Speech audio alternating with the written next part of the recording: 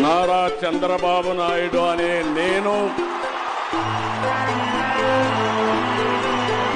శాసనం ద్వారా నిర్మితమైన భారత రాజ్యాంగం పట్ల నిజమైన విశ్వాసం, విధేయత చూపుతానని, భారతదేశ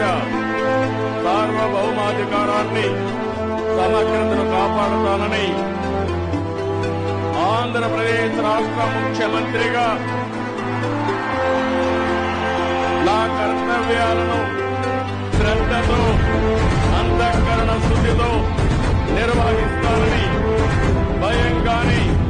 పక్షపాతం గాని, రాగద్వేషాలు గాని లేకుండా రాజ్యాంగాన్ని, శాసనాలను అనుసరించి ప్రజలందరికీ న్యాయం